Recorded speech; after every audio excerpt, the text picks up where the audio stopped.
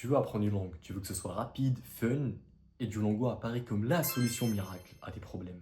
C'est coloré, c'est gratuit, et il y a une chouette verte cubique qui est ton prof et qui te harcèle pour réviser. Mais est-ce que ça marche vraiment? Est-ce qu'on peut apprendre réellement n'importe quelle langue en utilisant Duolingo, que ce soit l'arabe, le chinois, ou même l'anglais en vrai? Est-ce que c'est réellement le cas? Alors aujourd'hui, on va voir les points forts et les points faibles de cette application et je vais te donner mon avis honnête sur cette chouette détraquée mentale. Alors pour ceux qui ne connaissent pas Duolingo, c'est une application américaine qui a été créée aux alentours de 2010, qui est gratuite et qui est cotée en bourse aujourd'hui, qui vise le milliard de dollars en chiffre d'affaires. Oui, rien que ça. Cette application te permet donc d'apprendre une langue sous forme d'une mini-leçon. Tu as des exercices de traduction, prononciation, d'écoute et même de lecture. Et l'idée principale de cette application, c'est que tu apprennes en jouant. Tu as des points à gagner à chaque niveau où tu gagnes, tu as des niveaux à monter et tu as des boucles à ne pas casser sous prétexte de recommencer depuis le début. Pour débuter, c'est cool, ça te permet d'être régulier, tu ouvres l'application tous les jours et tu as l'impression d'avancer parce que tu montes en niveau et donc tu as l'impression que tu fais quelque chose de productif, entre guillemets. Ok, c'est cool, il y a des couleurs, il y a des rangs, il y a des récompenses, mais est-ce que tu apprends réellement à parler une langue? Ça, j'en doute fort. Donc tu me connais, on va directement passer à l'essentiel, ce que l'application ne te permet pas de faire. Premièrement, l'application ne te permet pas d'avoir des vraies conversations, des vraies discussions.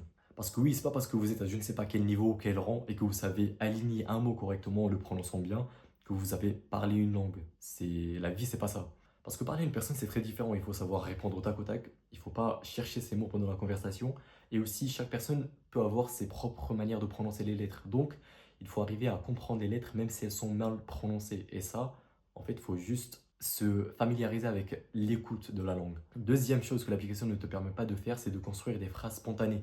Construire des phrases spontanées demande une certaine aise avec la langue parce que il faut savoir que vous devez chercher dans votre tête, parmi tous les mots que vous connaissez, vous devez les trier pour en faire une phrase à peu près logique. Et cela demande un petit niveau de réflexion quand même, mais vous devez le faire dans un minimum de temps possible. Et ça, malheureusement, il n'y a pas de secret, vous devez créer plus de phrases. En fait, plus vous créez des phrases, plus vous devenez bon à créer des phrases. C'est aussi simple que ça. Troisièmement, c'est comprendre des situations réelles. Ce qui manque surtout à l'application, c'est la logique du vocabulaire utilisé.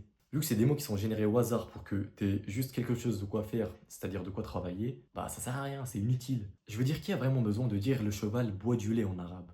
Personne. On est bien d'accord. Il n'y a pas non plus de grammaire en profondeur, il n'y a pas non plus de explication culturelle, il n'y a pas non plus une correction personnalisée quand tu fais des fautes. Quand tu fais des fautes, l'application elle passe, c'est tout. Du coup, tu corriges pas, tu te corriges pas toi-même. Ce qui veut dire que juste tu cliques, tu avances, mais tu construis pas réellement de compétences durables. Tu avances juste ton niveau sur Duolingo, frérot. Alors maintenant, parlons de la question, est-ce que Duolingo est aussi efficace pour apprendre n'importe quelle langue? La réponse est non. Et je vais te dire pourquoi. Et en particulier, ça ne marche pas pour l'arabe que pour l'anglais et pour le japonais. Et pourquoi me dirais-tu? Parce que l'anglais, déjà, c'est une langue qu'on entend tous les jours, même sans le vouloir en vrai, parce qu'elle est présente dans les séries, dans les réseaux sociaux, dans les films, dans les animés aussi, et même dans les jeux vidéo. Résultat, même si tu ne fais aucun effort, tu es quand même exposé à de l'anglais au quotidien. En plus, l'alphabet est le même que le français, donc il n'y a pas cette barrière visuelle de la langue, il n'y a pas cette barrière, parce que l'arabe, l'alphabet, ça n'a aucun rapport avec le français. Même chose pour le chinois, le japonais et plein d'autres langues asiatiques. Deuxièmement, la structure grammaticale est plus proche, même s'il n'y a pas une réelle différence flagrante entre les deux langues. Il y a n'empêche des mots qui sont assez similaires en français qu'en anglais. On a par exemple prononciation qui signifie pronunciation en anglais. Et Duolingo, il a mis plus de ressources pour l'anglais que pour les autres langues. Donc il y a plus de leçons et une plus grande variété de choix. Et des fois, tu as même des audios qui sont très très très bonne qualité parce qu'ils sont faits par des natifs tout simplement. Alors que l'arabe ou le japonais, voilà quoi. Donc oui, si tu débutes, Duolingo te permettra de te familiariser en général avec les bases, mais pas moi les bases de la langue. Ce n'est pas suffisant, mais ça peut t'amorcer le processus. Maintenant, quand on parle de langues comme le chinois, le japonais ou l'arabe, on change complètement de niveau de difficulté. Et Duolingo n'est pas du tout optimisé pour ces langues-là. Et voilà pourquoi. Tout d'abord, l'arabe est un alphabet complètement différent parce qu'on lit déjà l'arabe de droite à gauche, contrairement au français. Il n'y a pas de voyelles courtes écrites la plupart du temps, et certaines lettres changent complètement leur forme en fonction de leur position dans un mot. Sur Duolingo, ce n'est pas du tout expliqué, on te balance les lettres une à une sans vraiment de contexte de logique ou d'explication. Donc, tu apprends à reconnaître, mais pas à comprendre. Ensuite, l'arabe a des structures grammaticales très différentes du français. On a des verbes avec des racines, des accords en genre et en nombre, et aussi des constructions de phrases inversées. Et dans Duolingo, t'as quoi? T'as pas d'explication claire, t'as juste des traductions mot à mot. Tu finis par apprendre des phrases sans comprendre réellement pourquoi elles sont construites comme ça. Enfin, on arrive à la prononciation. L'arabe contient des sons qui sont très éloignés de la langue française. On a par exemple premièrement Ain, qui est impossible à prononcer pour un français normal. On a Ha, qui est aussi très dur à prononcer. On a aussi Qa, qui est vraiment plus poussé que le K en français. Qa, qui vient vraiment du plus profond de la gorge. Et là encore, sur Duolingo, tu n'as pas réellement d'aide pour prononcer correctement les lettres.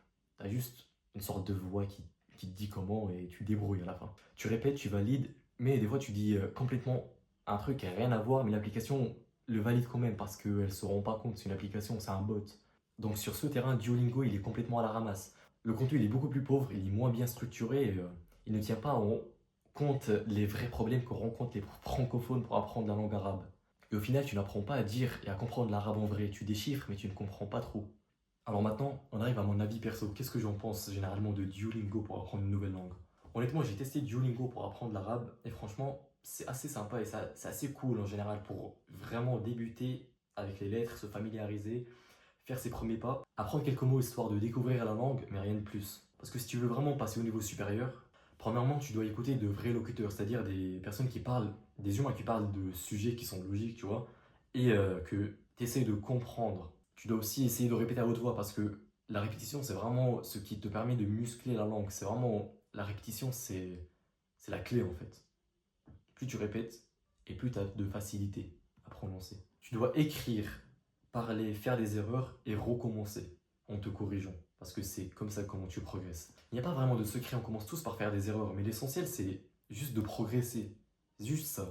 Ça sert à rien de se décourager dès le début en disant ah non, c'est pas fait pour moi, je suis pas fait pour ça, du coup j'arrête. Parce que ça se résume pas à ça d'apprendre une langue. Enfin, si ça se résumait à ça, on est tous pas fait pour ça en fait.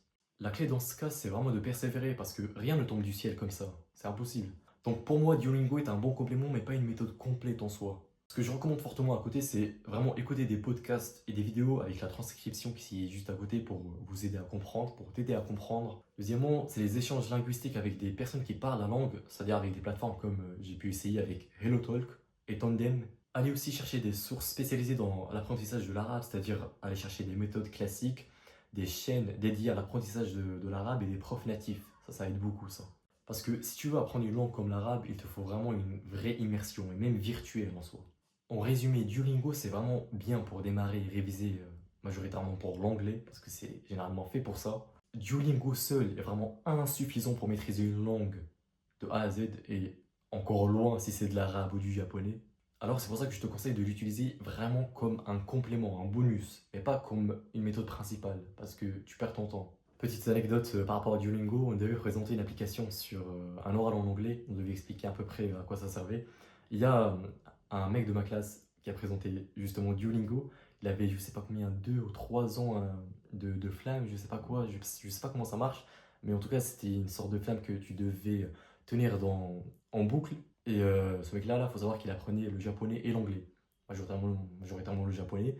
Et ce mec-là, on lui a demandé si après cet apprentissage, il arrivait à construire une phrase en japonais. Il nous a dit non, il arrive juste à prononcer des bonnes lettres, mais construire une phrase impossible. Juste pour vous faire dire que, quand même, 3 ans sur Duolingo, et t'arrives même pas à construire une phrase en japonais. Mais bon, si vous voulez pas faire l'erreur comme ce mec-là, il perd 3 ans, ou voire plus, dans une application qui vous permettra pas de parler une langue, je vous conseille de vraiment l'utiliser comme complément et pas comme méthode principale. Sur ce, je vous dis bonne soirée et on se retrouve à la prochaine vidéo. Ciao!